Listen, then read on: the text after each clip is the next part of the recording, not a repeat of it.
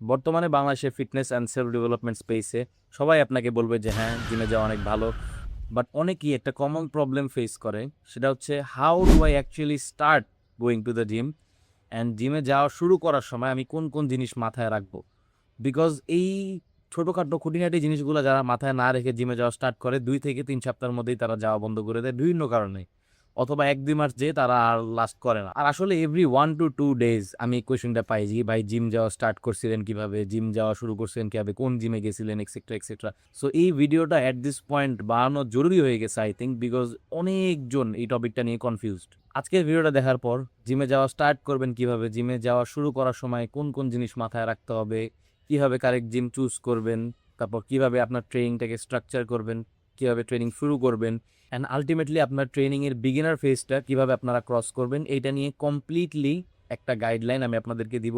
এই ভিডিওটা দেখার পর আশা করি আপনাদের আর একটা কোয়েশ্চেনও থাকবে না এই টপিকটা নিয়ে।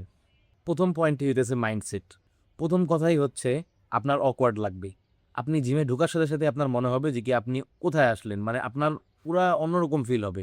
বিকজ আপনি কখনো এই মেশিনগুলো ট্রাই করেন নাই, কখনো আপনি বেঞ্চ প্রেস করেন নাই, কখনো আপনি ডেডলিফট করেন নাই, সব কিছুই আপনার অন্যরকম লাগবে। It's normal. অনেকেই মনে করে যে কি অকওয়ার্ডনেসটা মানে তাকে আটকে রাখতেছে জিমে যাওয়ার থেকে। ইটস নট দি অকওয়ার্ডনেস ভাই। অকওয়ার্ডনেস আপনাকে কাটায় উঠতে হবে। অকওয়ার্ডনেস যদি আপনি না কাটায় উঠতে পারেন, তাইলে আপনি নতুন কোনো কিছুই শিখতে পারবেন না। With anything new comes a lot of awkwardness. এটা আপনাকে মেনে নিতে হবে।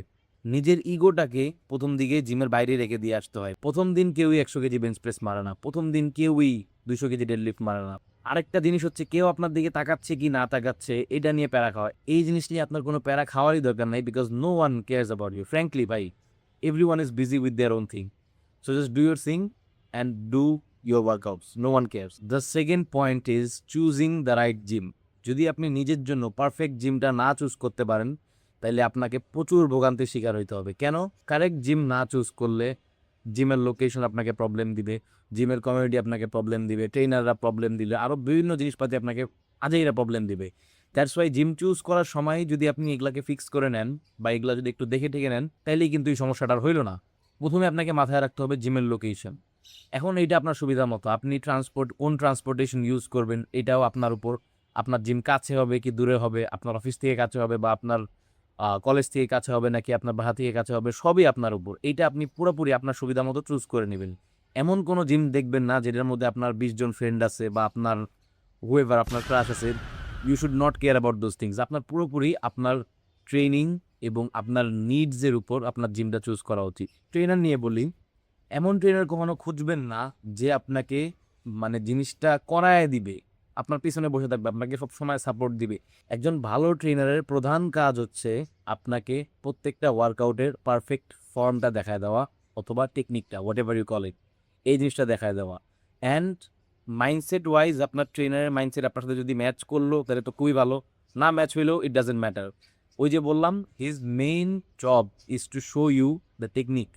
এমন টেকনিক যাতে সে আপনাকে না দেখায় যাতে আপনি ইনজুর্ড হয়ে যান, আল্লাহ মাফ করুন। এটাই আপনার ট্রেনারের প্রধান কাজ। সেকেন্ডারিলি আপনার ট্রেনার আপনার সাথে খুব ভালো সম্পর্ক রাখতে পারে, সে আপনার ফ্রেন্ড, সে আপনার সাথে খুব আড্ডা আড্ডা দিতে পারে।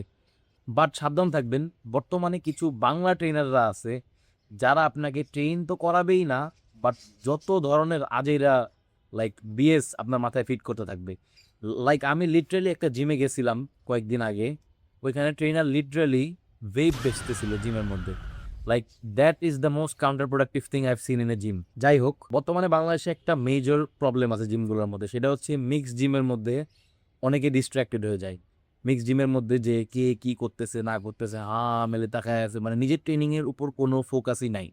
যদি আপনি একটা মিক্স জিমে যে নিজেকে কন্ট্রোলে না রাখতে পারেন, তাহলে মিক্স জিমে যায়েন না ভাই। লাইক মেল অনলি জিমে যান বা ফিমেল অনলি জিমে যান। আপনি যদি ফিমেল হন, দরকার নাই তো উদয়ই যে মানে 2-3 ঘন্টা টাইম নষ্ট করার, তারপর আজাইরা মানে টাইম নষ্ট করার। You are there to train.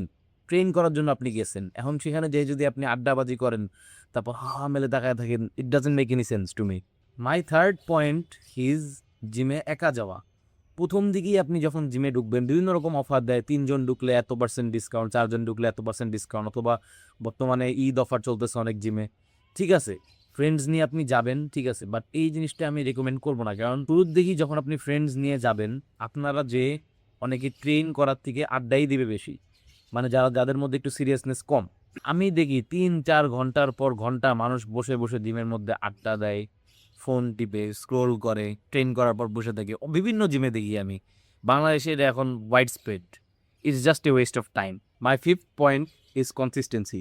এটা পুরাপুরি সেলফ এক্সপ্লেনেটরি, আমার এখানে কিছুই বলার নাই। তাও আমি 2-4টা কথা বলি কনসিস্টেন্সি নিয়ে, because I was pretty consistent last year. এই বছর আমি একটু inconsistent, but last year my god আমি যেই পরিমাণে কনসিস্টেন্ট ছিলাম, প্রত্যেক দিন জিম খুলতো সকাল 7টায়, আমি চলে যেতাম 6টা 50 সাইকেল নিয়ে।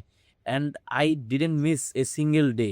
যেদিন যেদিন আমি প্রোগ্রাম করে রাখছিলাম যে জিমে যাব, ওই দিনই গেছি। প্রথম দিকে সবাই মোটিভেটেড থাকে, প্রথম দিকে সবাই প্রত্যেক দিন যাইতে পারে, সপ্তাহের প্রত্যেক দিন 6 দিন যে আপনি ফাটায় দিলেন, সেকেন্ড উইকও আপনি সেম করলেন, থার্ড উইকে আপনি নাই। এরকম করলে আসলে হবে না ভাই। আপনি যদি সপ্তাহে 3 দিনও যান, 3 দিনও যদি যান, if you want to take something from this video, take this. আপনি যদি 3 দিনও যান সপ্তাহে, তাইলে পরের সপ্তাহে 3 দিন যান, তার পরের সপ্তাহে 3 দিন যান, পুরো মাসে আপনি সপ্তাহে 3 দিন করে যান। But please go. এক সপ্তাহে 6 দিন যে পরের দিন নাই, পরের সপ্তাহে নাই, এমন করেন না। এভাবে করলে আপনি কোনো ধরনের প্রোগ্রেসই দেখবেন না। Keep in mind, fitness is a journey, it's not a destination. আপনাকে অলওয়েজ মাথায় রাখতে হবে যে কি আপনাকে ইনপুট দিতে হবে কনসিস্টেন্টলি। যদি আপনি না দিতে পারেন, তাইলে আপনার ফিজিক যদি একটা ভালো পর্যায়ে আইসেও পড়ে, আপনি প্রোগ্রেস দেখবেন না। মাই নেক্সট পয়েন্ট ইজ খাওয়া দাওয়া। যখন আপনি জিমে যাওয়া প্রথম শুরু করবেন, তখন অটোমেটিকলি আপনার বডির খাওয়ার চাহিদাটা বেড়ে যাবে। সো আপনাকে বডিকে খাবার দিতে হবে। আপনি যদি জিমে যেই একদম কাট মেরে ফেলবো, 20 কেজি ওজন কমায় ফেলবো 1 মাসে, এইসব বাকওয়াস কথাবার্তা শুনে তারপর জিমে যাবেন না। খাওয়া দাওয়া করবেন, রেজিস্ট্যান্স ট্রেনিং করবেন, খাওয়া দাওয়া বাড়ায় দিবেন, দেখবেন যে কি মাসকুলার গ্রোথ বেড়ে যাবে আপনাদের। অ্যান্ড দেন আপনার যখন মনে হবে আপনার বডি অনুযায়ী, কাটিং নিয়ে আমি ফিউচার একটা ভিডিও বানাবো, কাট করা লাগলে কাট করবেন, আর যদি বাল্ক করতে ইচ্ছা করে বাল্ক করবেন। কিন্তু প্রথম দিকেই খাওয়া দাওয়া একদম কমায় দিবেন, দেখবেন যে কি রিকভারিতে সমস্যা হয়ে গেছে, জিমে যেতে পারতেছেন না, বা শরীর ব্যথা করতেছে, বা হোয়াট এভার টায়ার্ড লাগতেছে।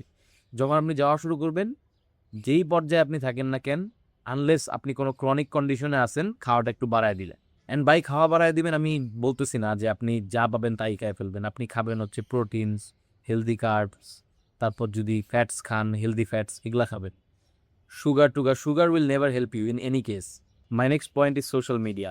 জিমে যেই অনেকে যে কোনো একটা আয়না খুঁজে প্রথমেই এমনি এমনি একটা ক্যামেরা ধরে বাস স্টোরি মেরে দেয়, ফং টং কোনো একটা গান লাগাই দিয়ে। আমি আমার first year and second year of gym মনে হয় না একটা স্টোরিও মারছি জিমের মধ্যে। বাট অনেকে জিমে যাই স্টোরি মারতে, মানে তাদের মেন্টালিটিটা এটার সাথেই কানেক্টেড যে আমি জিমে যাব, যে হইতেছে আমার 10 সেট অফ 10 রেপস মারতেছি, এটার একটা ভিডিও করাবো, কাউরে দিয়ে দেবো, ওটা ভিডিও রিলসে ছেড়ে দিব। এইসব মেন্টালিটি নিয়ে জিমে যায় না। প্রথমত টাইম নষ্ট হয়, second no one cares, third আপনি কোনো সিগনিফিকেন্ট প্রগ্রেসও করেন নাই, বা আপনি কোনো সিগনিফিকেন্ট নলেজও শেয়ার করতেছেন না সোশ্যাল মিডিয়াতে। এখন আপনি বলবেন যে কি ভাই আমার প্রোফাইল আমি আপলোড করতেছি, আপনার কি ঠিক আছে ভাই, আপনার ভালোর জন্যই বলতেছি। সোশ্যাল মিডিয়াতে নিজের যেই রেজাল্টসটা বা নিজের প্রগ্রেস শেয়ার করতে হইলে প্রপার ওয়েতে করেন। ইন্টেনশনালি জিমে যে ইন্টেনশনালি রেকর্ড করেন, তারপর সেটা সবার সাথে শেয়ার করেন ইন নলেজেবল ওয়ে।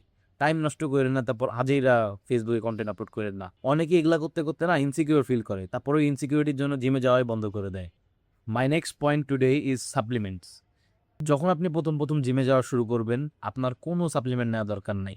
আপনি একমাত্র ট্রেনিং আর প্রপার খাওয়া দাওয়ার মধ্যে প্রোগ্রেস করতে পারবেন। আপনার কোনো ধরনের সাপ্লিমেন্ট নেওয়া দরকার নেই। এমন কোনো সাপ্লিমেন্টই আপনাকে আপনার শুরুর দিনগুলোতে বেনিফিট করবে না।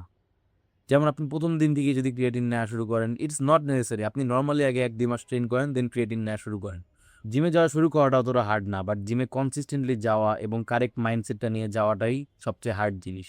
কিন্তু আজকের ভিডিওতে আমি যেই পয়েন্টগুলো বললাম, এগুলো যদি আপনারা ফলো করেন, তাইলে আমি আশা করি আপনারা ওই মেজরিটি মানুষের মধ্যে থাকবেন না যারা 2-3 মাসের মধ্যেই জিম কুইট করে বাসায় যেয়ে বসে থাকে। আপনারা ওই মাইনরিটির মধ্যে থাকবেন যারা অ্যাকচুয়ালি এই জার্নিটার মধ্যে টিকে থাকে। So with that being shed, গতকালকে ঈদুল আজহা ছিল, ঈদ মুবারক এভরিওয়ান। অ্যান্ড আপনি এখন যেখানেই থাকেন না কেন, আপনার যদি জিমে যাইতে ইচ্ছা করে, if you want to invest in yourself and if you want to invest for your health, and আপনি যদি জিমে যেতে চান, তাইলে এখনই আপনার আশেপাশের যে কোনো জিমে চলে যান যদি খোলা থাকে। অ্যান্ড যদি তাদের কোনো ফেসবুক পেজ থাকে তাহলে মেসেজ দেন, মেসেজ দিয়ে সব ইনফরমেশন নেন, নিয়ে তাদের সাথে কথাবার্তা বলেন, and start going to the gym from next week. আর এই রিলেটেড যে কোনো কোয়েশ্চেন আপনার যদি থাকে তাহলে কমেন্ট করেন, আমি আপনাদের প্রত্যেকটা কমেন্টে রিপ্লাই দিব। আসসালামু আলাইকুম রহমতুল্লাহ।